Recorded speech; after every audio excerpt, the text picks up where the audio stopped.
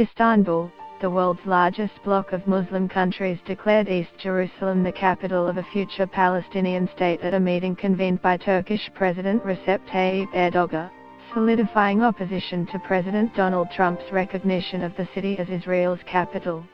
The 57-member Organization of Islamic Cooperation said in a joint statement on Wednesday that it considered Trump's declaration null and void legally and an attack on the rights of the Palestinian people.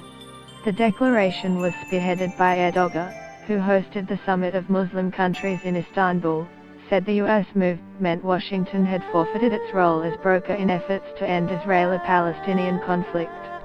From now on, it is out of the question for a biased United States to be a mediator between Israel and Palestine. That period is over, Erdogan said at the end of the meeting. We need to discuss who will be a mediator from now on. This needs to be tackled in the UN too, Erdogan said.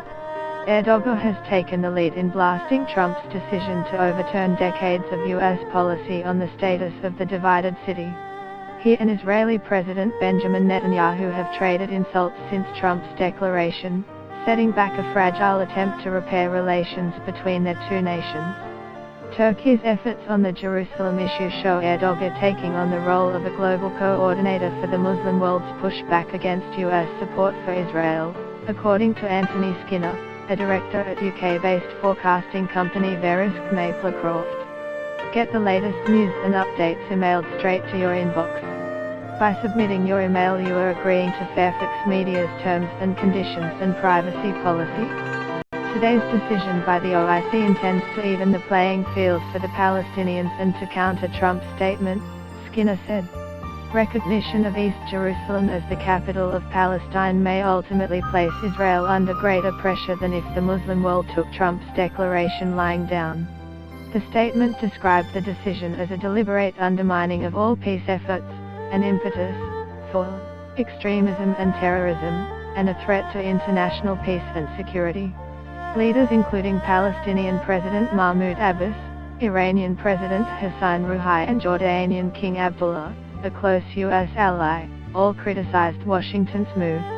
Jerusalem is and always will be the capital of Palestine, Abbas said, adding Trump's decision was the greatest crime and a violation of international law.